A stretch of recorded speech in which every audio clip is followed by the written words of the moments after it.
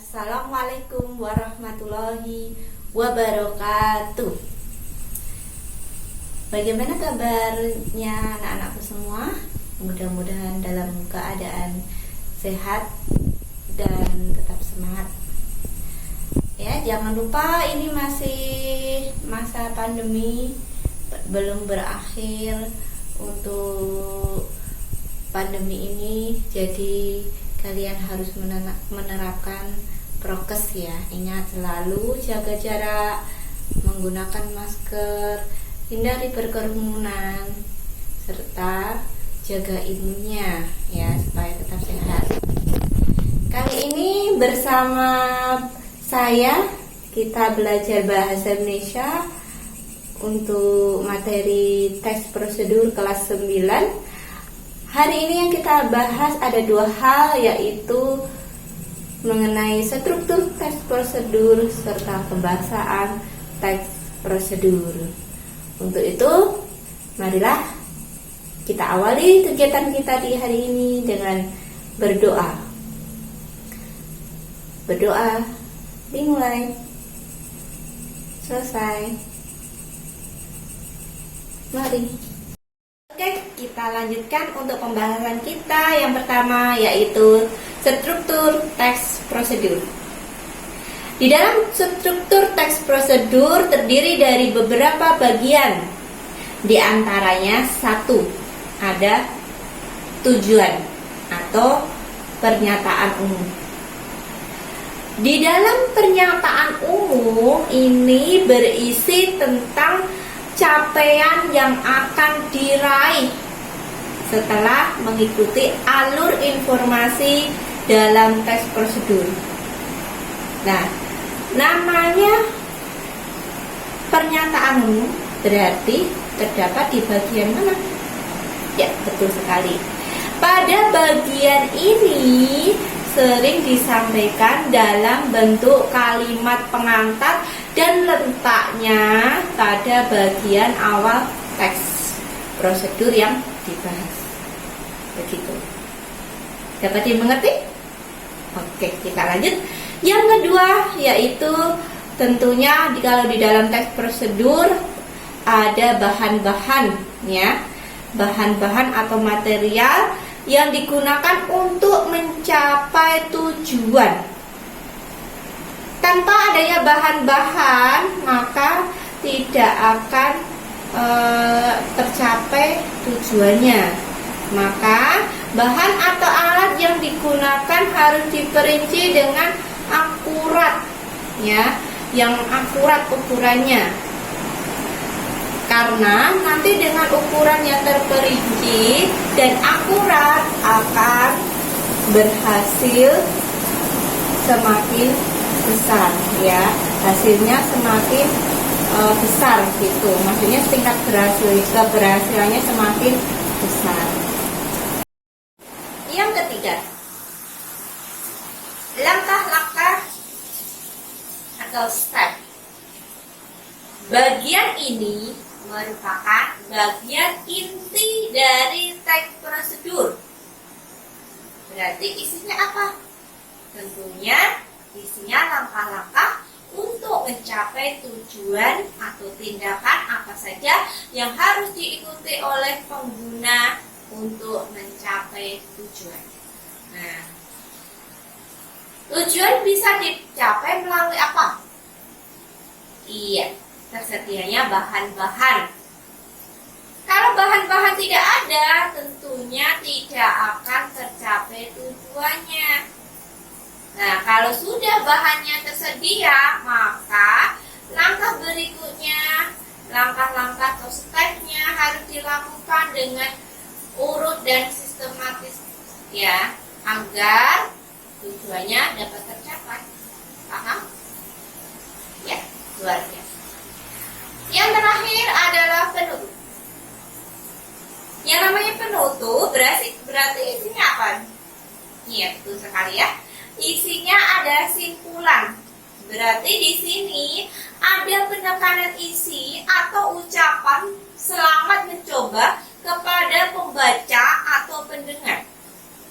Ingat, saya tekankan ya, untuk penutup ini bersifat opsional. Jadi boleh ada, boleh tidak. Gitu. Jadi tiap tes prosedur nggak ada penutupnya, nggak apa-apa.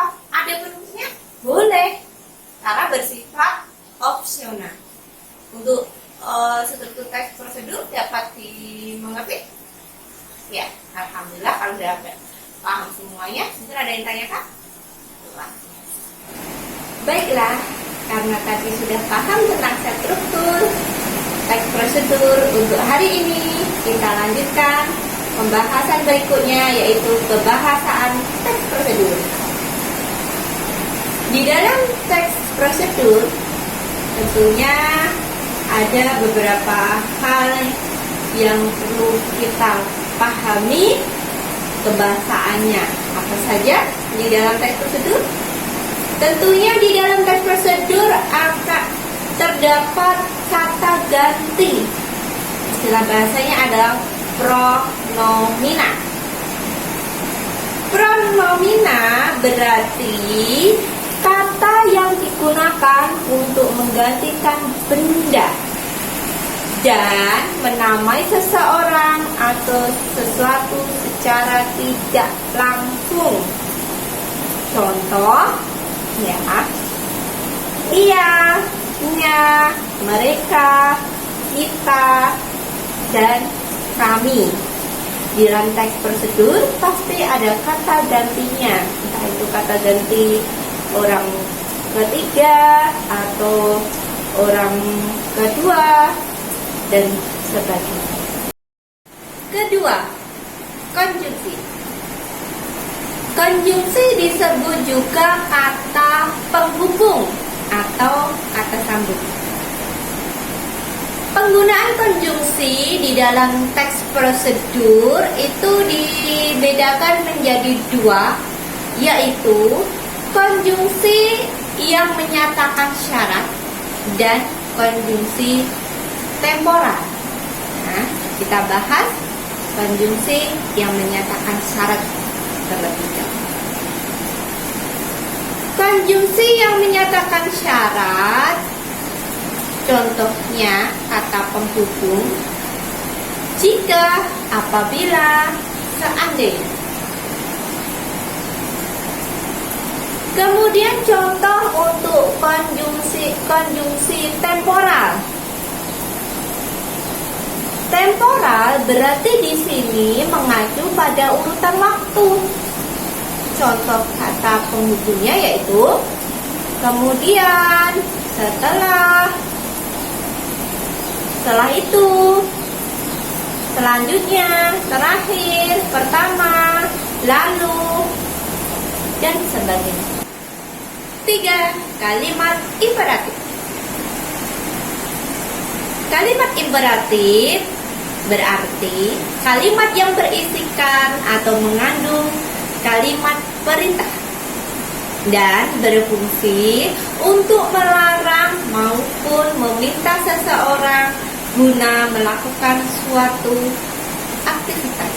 Ya, jadi gini. Untuk kalimat imperatif berarti kata kuncinya adalah melarang atau meminta. Jadi ingat-ingat, meminta atau melarang. Imperatif itu pasti ada di teks prosedur, ya. Untuk kalimat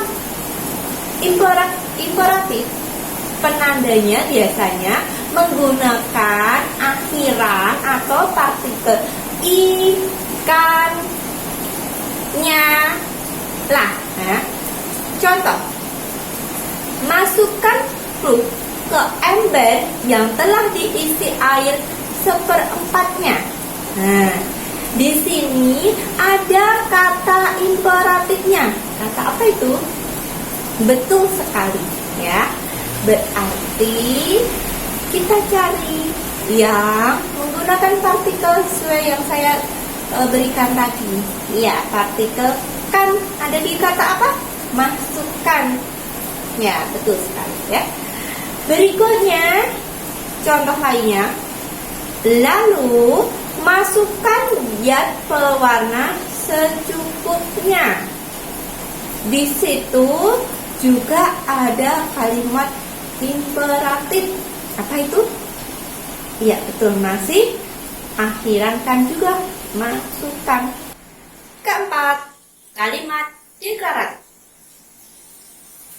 Deklaratif merupakan kalimat yang berisi kalimat-kalimat pernyataan yang fungsinya untuk memberikan suatu berita atau informasi mengenai suatu hal.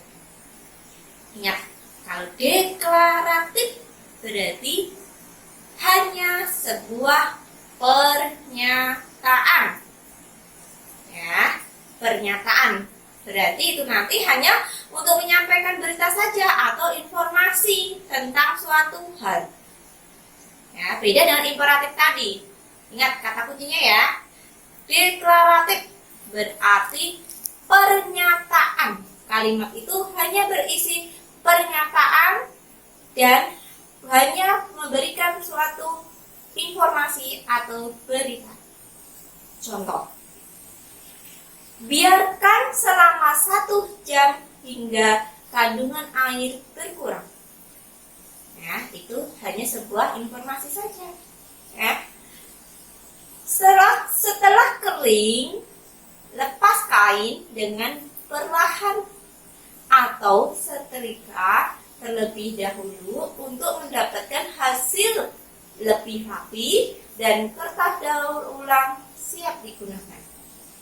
Nah, itu ya, hanya memberikan sebuah berita saja atau informasi, hanya pernyataan saja untuk deklaratif. Itu pasti ada di teks prosedur. 5. Kalimat interrogatif.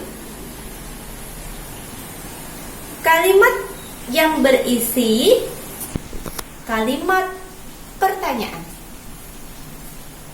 Bisa dikatakan kalimat tanya, ya. Fungsinya untuk menanyakan suatu berita atau informasi mengenai suatu hal kepada orang lain. Nah, ingat, interrogatif berarti pertanyaan.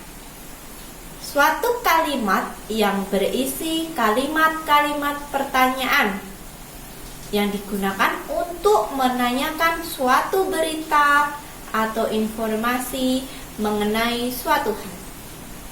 Ya.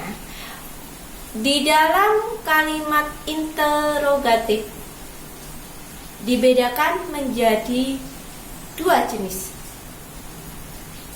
Yang pertama, kalimat interrogatif yang membutuhkan jawaban ya atau tidak. Contoh, apakah Anda yang mengendarai mobil itu? Pasti jawabannya kalau tidak iya, tidak. Betul? Sip.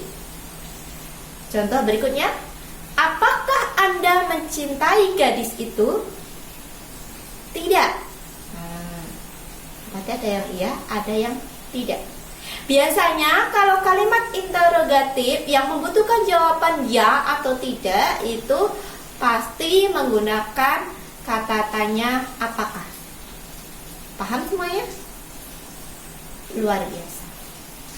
Berikutnya, kalimat interrogatif yang membutuhkan jawaban dengan jenis informasi. Contohnya, mengapa Anda membolos dari sekolah? Ya, berarti itu nanti butuh penjelasan, butuh informasi, dijelaskan. Dan biasanya ada yang nggak mau jawab juga, gitu, dijelaskan secara detail. Contohnya, mengapa Anda bolos dari sekolah? Karena saya tidak suka dengan teman saya semeja. Nah, gitu. Contohnya, ada juga yang ditanya seperti itu, diam saja. Gitu. Berikutnya, contoh lainnya. Di mana Anda pergi saat bolos sekolah? Tentunya kalau ada yang nggak mau jawab pasti diam. Gitu. Kalau mau jawab pasti juga menjelaskan secara rinci berupa informasi. Saya ketika itu bolos dari sekolah pergi ke tempat pemancingan karena saya ingin memancing gurami. Tuh. Nah, itu tadi materi yang saya sampaikan. Dapat dimengerti semuanya? Alhamdulillah. Ada pertanyaan? Oke, luar biasa. Untuk memperdalam materi yang saya sampaikan tadi, berikut Ibu sampaikan tugas untuk kalian. Ya. Tugasnya kalian cari teks prosedur yang meliputi struktur yang Ibu sampaikan tadi. Boleh lengkap, terdiri dari 4 tadi ya struktur, atau 3 saja boleh. Yang penutup kan itu opsional. Jadi kalau kalian cari ternyata ada penutupnya, boleh, malah lebih bagus. Kalau cuma 3 saja tidak apa-apa ya. Yang pasti yang pokok itu harus ada 1 kata pengantarnya atau tujuan. Yang 2 material atau bahannya. Lalu yang inti, langkah-langkahnya itu harus ada ya. Kemudian kalau kalian sudah menemukan teks prosedurnya, silakan kalian analisis mana yang termasuk kata pengantarnya, mana yang termasuk bahan-bahannya atau materialnya, dan mana yang termasuk langkah-langkahnya. Atau mungkin kalau kalian cari ada yang termasuk penutup, juga dianalisis, diberi keterangan. Itu saja untuk tugas hari ini. Mudah-mudahan dapat dimengerti, dipahami, dan kerjakan sebaik-baiknya. Dikumpulkan sesuai deadline ya. Untuk deadline-nya 1 minggu dari hari ini ya. Untuk pertemuan hari ini saya cukupkan. Terima kasih telah menonton pembelajaran saya hari ini. Billahi taufiq wal hidayah. Wassalamualaikum warahmatullahi wabarakatuh.